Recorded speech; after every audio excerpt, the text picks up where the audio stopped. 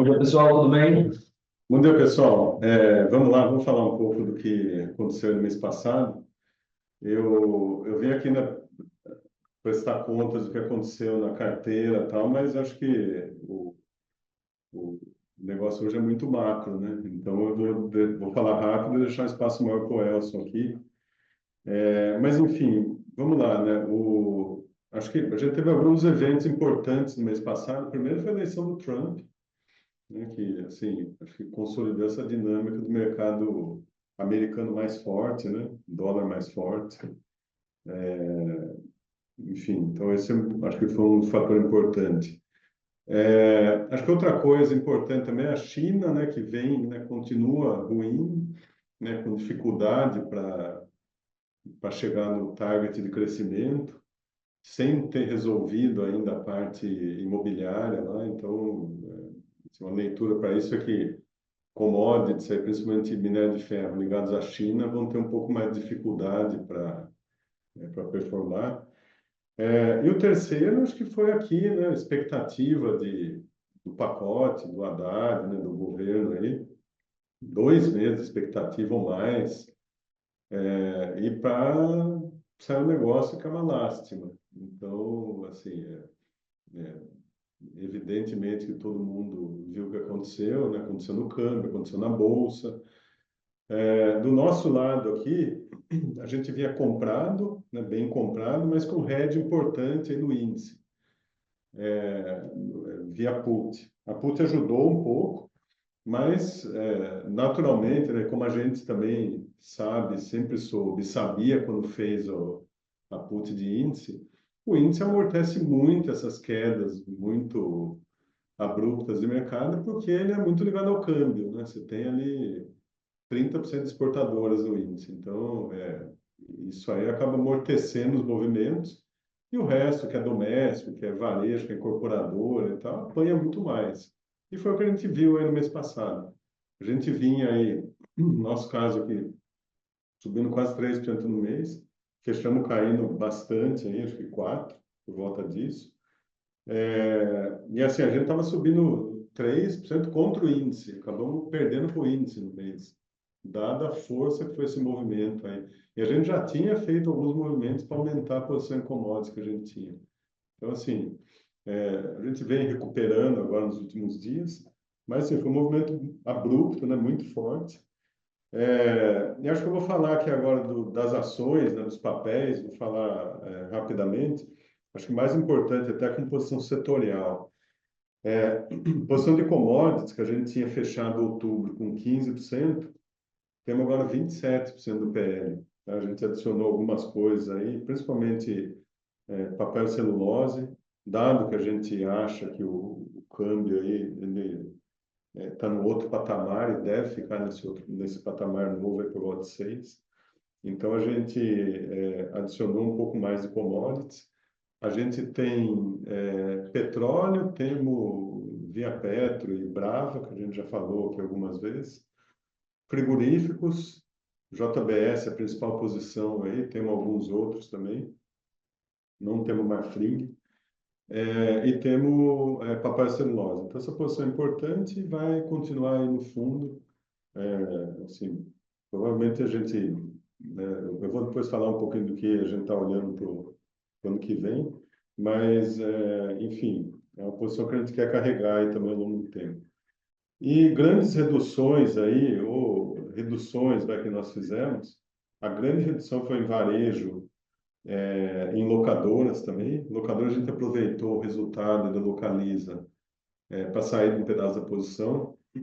Acho que a impressão que eu tenho é que o setor continua muito desafiador, né? E aí a gente tem uma informação nova, que é o dólar andando e as montadoras vão repassar preço, e o aperto no crédito que atrapalha a venda de seminovos. Então a gente pode voltar a ter aquela boca de jacaré que abriu, né, nos último ano, pelo menos, que foi o novo subindo e usado caindo. Então a gente pode ter isso aí de novo.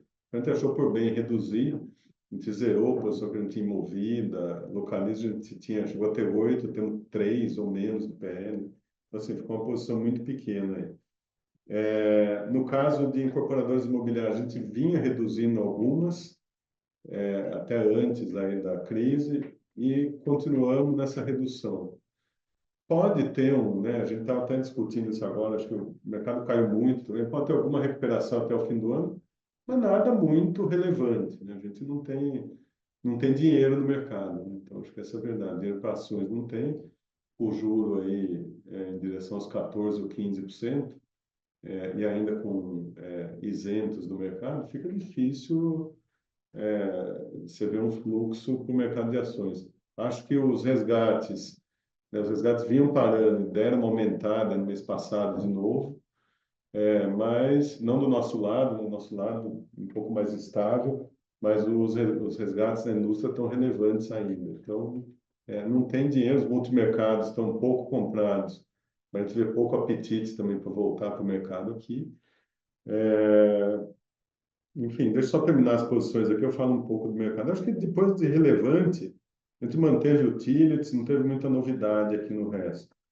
Deixa eu ver aqui, a atribuição de performance, que acho que é uma outra coisa importante aqui, por papel barra setor, né?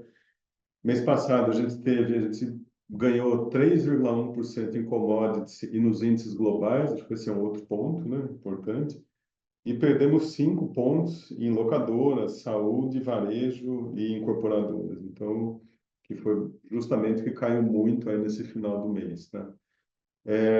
E como posicionamento, para falar um pouco como é que a carteira está agora, a gente tem, eu falei de commodities com 27% do PL, utilities 17%, depois temos índices globais com uns 17 também de novo, e depois outros setores com posições menores, como telecom com 6, se a gente pode somar utilities, né, isso aí que já vai para 23. Estou somando telecom com utilities aí, setor elétrico e telecom, a gente tem 23 e 27 no varejo, em commodities. Então a gente tem 50% e mais a posição lá fora, que dá uns 14. Então temos 60 e poucos que não são posições domésticas. O resto são algumas coisas domésticas, indústrias, consumo, concessões, enfim. Acho que a carteira depois é mais diversificada. E se a gente olhar para o ano que vem, que acho que é um ponto que eu já vou aproveitar e já passo para o Elson também, acho que essa é uma carteira preparada para o ano que vem. A gente, assim, difícil ver alguma melhoria no ano que vem, a gente precisaria ter um pacote novo, mas quer dizer, o governo teve tanto tempo para fazer alguma coisa razoável e fez um negócio assim bem aquém do que era esperado, é difícil pensar que vai fazer isso mais para frente, né? Corte de despesa, enfim. Então, eu acho que tem que ter uma carteira para o ano que vem um pouco mais defensiva, talvez um pouco menos comprada, e operar em range. Acho que o mercado vai ser um mercado de range. Anima um pouco, desanima, mas não tem um grande upside né, no índice, se a gente olhar. Pelo menos na nossa cabeça, com a informação que a gente tem hoje, a gente acha que não tem grande upside. A gente vai ficar comprando onde a gente está, a gente acha que tem retorno aqui nessas posições, e a gente vai olhando, né, dia a dia, mês a mês, aí, o que dá para a gente fazer, o que dá para melhorar nas posições. O que mais? Net comprado, a gente está hoje por volta de 70. Na posição, talvez a gente vai oscilar entre 50 e 70, 80, e vão ser esses ranges aí que a gente vai operar durante o ano. É isso da minha parte, vou passar para o Elson, então ele continua aqui. Legal, bom dia pessoal. Vamos lá, então vamos falar com bastante, mas só tem razão, tem muita coisa. Assim, novembro foi um mês em que um monte de, assim, eu acho que você tinha duas histórias para a gente saber o que ia prevalecer, tanto aqui fora quanto lá fora, quanto aqui dentro. E todas essas coisas meio que se precipitaram em novembro, né? Então, uma parte disso é o pacote, mas eu menciono outra parte, a eleição do Trump, principalmente.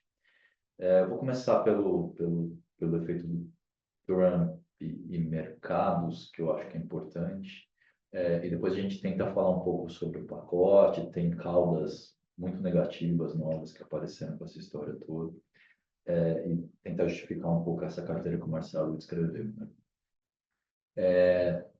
Do lado do Trump, eu acho que a gente tem que pensar, quando a gente pensa no policy que ele vai implementar, muita incerteza, não é exatamente dos caras mais estáveis do mundo, mas eu acho que tem duas linhas aqui que a gente pode colocar como principais, né? Primeira, tem um lado aqui que beneficia muito os ativos em dólar, que particularmente beneficia também equities US. Por quê? Porque tem um pedaço da agenda dele, que talvez seja um pedaço mais positivo, principalmente para as empresas, que é a combinação de menos regulação. Acho que isso é importante para uma série de setores lá. E queda no corporate tax. Tá? Demora, talvez essa seja uma agenda só para 26, leva um tempo. Mas como o cara conseguiu as duas casas, essa é uma agenda viável. Quando você olha para a economia americana e você vê, você está passando um momento muito especial, já não é de hoje, né? A gente está tendo ganhos repetidos de produtividade. É difícil dizer o que é estrutural, o que é cíclico aí, mas tem uma história que pode ser estrutural, tem uma história que você vê no âmbito das empresas, isso é muito top-down, mas de AI, inteligência artificial, na verdade, afetando todas as decisões de CAPEX, e você vê uma curva de CAPEX, né, de investimento das empresas muito elevada. Isso tudo me diz que tem uma coisa estrutural para iOS positivo que fica maior com menos regulação e impostos mais baixos, né? Então, tem uma agenda que, quando você pensa pelo lado da oferta para Estados Unidos, que parece muito bom. O lado negativo do Trump é um negócio que os americanos dividem com o resto do mundo. Na verdade, talvez seja até, pelo menos a depender da intensidade, pior para o resto do mundo, para eles, que são as tarifas. Quando a gente pensa em tarifa, regra de bolso, e aí acho que a gente tem que pensar no Fed, no fundo, porque o primeiro impacto disso é na inflação, tarifas, a regra de bolsa, alguma coisa como 10% do aumento da alíquota média de importação leva alguma coisa perto de 1% de aumento nos núcleos de inflação ao consumidor lá. Eu acho que, assim, isso é a ponta de padeiro, mas claro que o tão relevante quanto esse impacto em equilíbrio é também a maneira como você vai fazer esse aumento de tarifa. Se ele for muito concentrado, você faz os 10%, por exemplo, tudo de uma vez, o impacto sobre o corpo é muito grande. Um choque tão grande e tão intenso em preços vai levar a uma reação do Fed, isso é um cenário muito ruim. Tá? Por outro lado, se ele faz de um jeito um pouco mais espalhado no tempo, ou numa intensidade um pouco menor, é isso. Assim, também é um choque de oferta, só que isso é um choque de oferta negativo, que você divide com o resto do mundo. Os preços sobem, mas vão subir de uma maneira mais espalhada no tempo, e aí o Fed vai ter que olhar para os efeitos secundários desse choque, se mais espalhado, numa intensidade menor, os efeitos secundários são menores também, né? Então, que a gente tem que olhar um pouco qual é o tamanho disso, para dizer se isso vai mexer de alguma forma a curva de reação do Fed. Hoje, quando você olha para os nomes que o Trump está escolhendo mais próximos dele na economia, parecem nomes mais razoáveis, dentro do horizonte de escolha que ele tinha.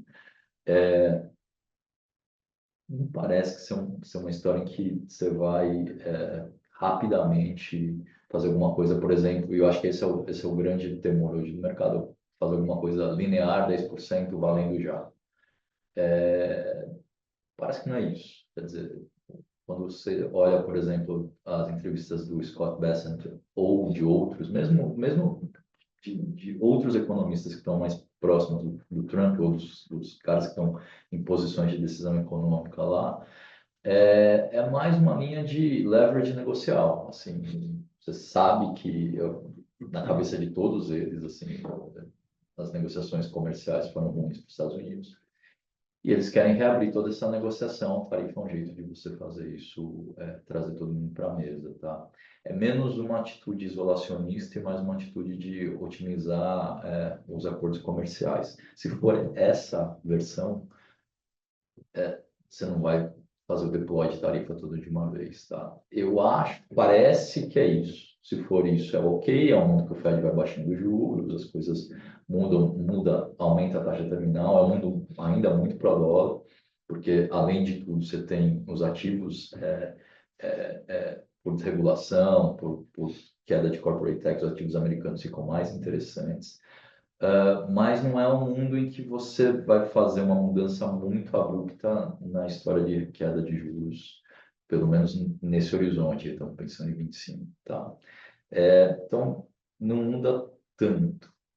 Mudam as caudas e a distribuição de probabilidades, eu acho. Então, basta ser uma história, hoje, parece ser uma história ok, mas a cauda é toda para o negativo. Então, mudou muito o balanço de riscos. Qualquer coisa mais próxima de 10% linear, por exemplo, que o Trump, se o Trump namorar essa ideia, isso vai fazer preço, tá? Esse mundo cenário. Mas hoje não parece ser isso, tá? E é uma história muito boa para ativos US. Então, vamos reter isso, dólar, equities US. Você olha para múltiplo, parece claro, mas acho que a gente vai ter uma reprecificação de múltiplo. A gente brinca isso, que cada ciclo de earnings, você tem que para manter o mesmo múltiplo, o preço tem que corrigir para cima, né? Então, no fundo, o que a gente está vendo é que essas empresas estão entregando, e aí eu tenho desregulação e tenho redução de corporate tax para ajudar nessa história, tá? Então, história boa para US, história boa para o dólar, história médio para ien, podia ser melhor. Mas ainda nesse nível de tarifa não é tão ruim. Agora com uma cauda muito pior, tá? Então temos que reter isso. Olhando para o Brasil, aí acho que realmente é o pacote. O Haddad e o Lula apareceram com estilingue para o tiroteio, né? Não funciona, não vai funcionar. Qual que era o grande problema do pacote? Eu acho? Ninguém achava que você ia resolver o problema fiscal brasileiro com um pacote no governo do Lula. Isso não ia acontecer. O pacote servia, na verdade, para você fazer uma ponte entre hoje e a eleição. Por quê? A gente sabe que as regras fiscais só vão parar em pé, quer dizer, são muito difíceis de parar em pé sem um pacote. Um. Dois, só parariam em pé se o governo tivesse uma disposição em fazer um policy fiscal muito mais restritivo do que ele fez nos 2 primeiros anos de governo. Tá? Então, você precisava, no fundo, mostrar que, olha, gerar um pouco de espaço e mostrar que o governo, olha, eu estou sacrificando algumas teses minhas aqui importantes, estou reconhecendo a importância de manter as regras fiscais. Com isso, o governo tentaria ganhar um pouco de reputação na ideia de que, olha, eu não vou botar tudo a perder lá na frente para ganhar a eleição. Tá? No final, foi um super tiro no pé, porque até apareceram algumas coisas assim, eu acho que é custoso para o governo botar o limite lá para o salário mínimo.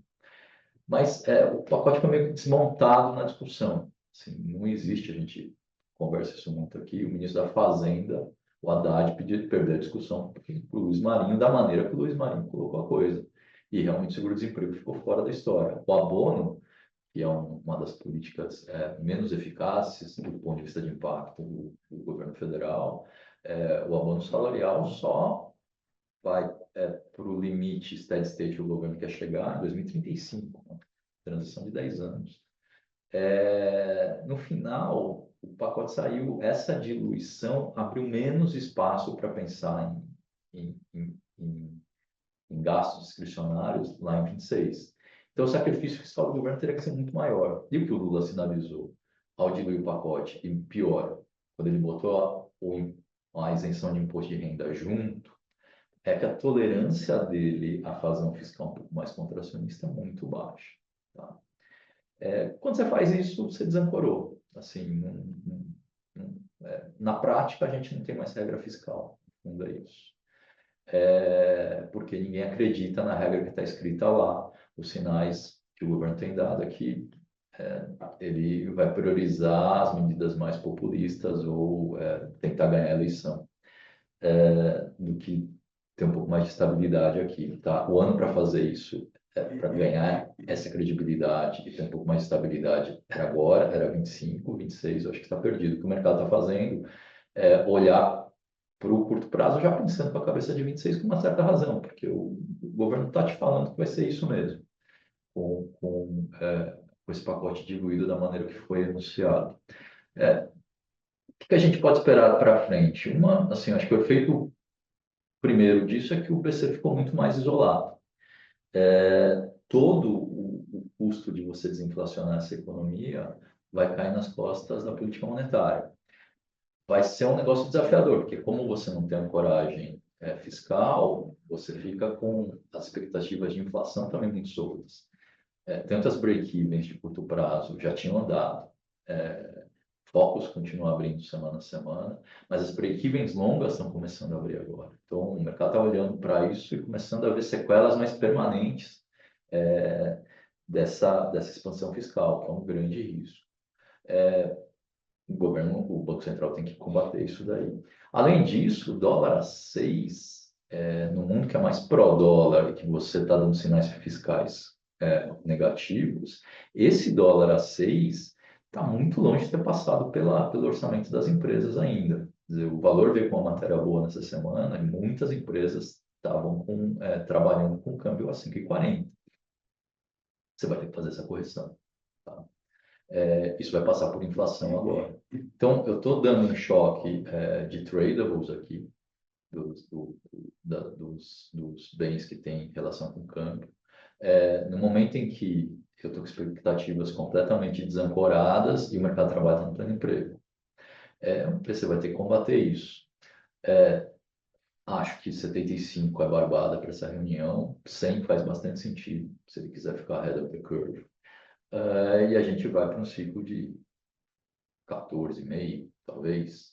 Quer dizer, como é que a história boa que a gente consegue contar é o BC fazendo um bocado para tentar trazer a atividade para baixo e controlar a inflação. No fundo, é a queda de atividade que vai conseguindo coordenar expectativas e trazendo a inflação para baixo. Então, sobrou isso para o BC. Quando você olha para isso, que dá para pensar na economia doméstica aqui? Eu acho que a história boa é essa. A gente faz uma desaceleração grande, talvez uma recessão lá para começo de 26. Não vai ser uma recessão grande, porque a alavancagem hoje de famílias e empresas é muito menor do que, por exemplo, na época da Dilma, mas é uma dinâmica ruim, né? Tem queda de earnings, é uma coisa difícil para os cases domésticos. Vão ter muito mais juros nesse período todo. E tem uma cauda que é muito mais negativa também no doméstico, que está muito perto do centro da mesa, assim. Não sei nem se a gente consegue chamar isso exatamente cauda, que se eventualmente a gente vai ver subida de inflação, já estamos vendo subida de inflação de alimentos, a popularidade do Lula cair mais, e ele fizer um double down na heterodoxia, não gastar mais e bater de frente com um novo BC, a gente vai ter um problema grande. Aí fica muito mais parecido com a dinâmica que a gente viu na época da Dilma, pelo menos do ponto de vista de política fiscal e monetária. Isso não está nos preços ainda, e esse cenário é bastante negativo. Tá? Então tem que ter um cuidado aqui, porque eu não acho que vai acontecer nada disso no curto prazo, acho que o Brasília meio que se assustou com a reação de preços aí pós-pacote. Então, o que a gente vai ver, na verdade, são coisas mais positivas, mas eles não vão conseguir construir reputação de volta. Isso daqui a 3, 6 meses, conforme você vai chegando mais perto da eleição, o governo resolver acelerar novamente o fiscal ou começar o telefone do Galípolo começa a tocar, o governo pedindo redução de juros, aqui a gente tem um problema. Tá? Traz isso tudo, vamos pensar em carteira, e aí acho que justifica os pontos que o Marcelo mencionou. O que dá para ter numa situação dessa? Primeiro, você tem que ter caixa. Então, a gente vai oscilar esse caixa, mas claramente, numa média muito abaixo. Tem todo o argumento de que, olha, mercado brasileiro está barato, um monte de empresas a gente nunca viu tão barata, tudo isso vale, a gente, mas já está assim há algum tempo. Porque a gente deixou de ter um catalisador positivo. Tanto porque você tem menos queda de juros lá fora, aí você tem mais incerteza, mas principalmente porque eu estou numa dinâmica de desarranjo fiscal aqui muito grande e o governo não está mostrando capacidade de reagir a isso, pelo menos o time econômico. O governo não está comprando essa ideia. Então, num ambiente desse, não tem jeito, as coisas estão muito baratas e vão ficar baratas ainda por um tempo grande, a gente tem que ter caixa. Talvez lá perto, abril, quando você começar, os políticos começarem a se descompatibilizar dos cargos lá de 26, se preparando para a eleição, lá já talvez seja uma grande compra, mas a gente tem aqui 1 ano e meio para carregar, não faz sentido ter uma exposição grande aqui. A exposição, eu acho que tem que estar nessas, olhando top-down, tem que estar nesses setores que são beneficiados por essa dinâmica. Aí, acho que as duas coisas que saltam aos olhos são, tem equities lá fora e o setor exportador aqui. Então, commodities que não tem um leverage tão grande com a China, então, base metals a gente não gosta tanto, mas as demais, frigoríficos principalmente, tem uma história muito interessante. Aqui acho que a gente tem que pegar. Essa é uma história que não é que é menos pior. Aqui, esse equilíbrio beneficia muito esses setores. Então, esse é um pedaço grande da nossa carteira. Se você soma lá fora mais commodities, já dá mais de 40%, 42%, por aí, 43% da carteira. Quando a gente pensa nas histórias domésticas, aí eu acho que tem que ter, assim, vamos quebrar, Marcelo fez isso bem. Eu acho que tem uma história aqui de utilities, principalmente, telecom, coisas que não dependem da demanda. Então, se você fizer uma recessão, não tem muito problema. E que estão com uma tira elevadíssima. Você olha para isso, e alguns deles têm eventos. Né? Eletrobras, que é um papel que a gente gosta muito, tem evento de curto prazo. Mas esses cases aqui, eu acho que a gente pode carregar com tranquilidade. Balança um pouco, é verdade. Mas são eventos que a gente está monitorando, tem história micro interessante, e aqui realmente o nível de preço te justifica o carrego e você não tem o risco de ter um derretimento de demanda para frente. O resto é o que o Marcelo disse, eu acho que tem trade mais curto. Então, você tem um rebound agora, provavelmente você tem, porque você fez barba, cabelo e bigode no que você não devia fazer do ponto de vista de policy aqui. O mercado precificou isso, Brasília se assusta, dá uma recuada, os preços, como se você não for pegar da sequência na espiral negativa, os preços têm que corrigir um pouco. Isso, acho que a gente vai ver, tem um pouco de sazonalidade, fim de ano, coisa. Essa coisa talvez a gente veja, mas isso é um pedaço, é um trade, na verdade. A história, olhando para 25, ficou uma história pior. Acho que é boa para a exportadora, boa para lá fora, boa pensando em ativos que rentabilizem em dólar. Mas acho que no doméstico a gente ficou preso, encaixotado no mundo aqui em que a história boa é uma recessão leve, a história ruim é dominância fiscal, crise de dívida, esse tipo de coisa, tá? Eu acho que esse virou um pouco o horizonte para 25. Então, o que a gente tem que fazer é ter um pouco mais de caixa, fazer alguns trades curtos e especialmente pegar essas histórias que a gente gosta de exportadores lá fora. É isso. Não sei se temos perguntas. Não, hoje não. Se ficar alguma dúvida depois, pode mandar para a gente aqui que a gente responde para vocês. Legal, obrigado, pessoal. Até o mês que vem. Tchau, pessoal. Tchau, Obrigado. pessoal. Obrigado.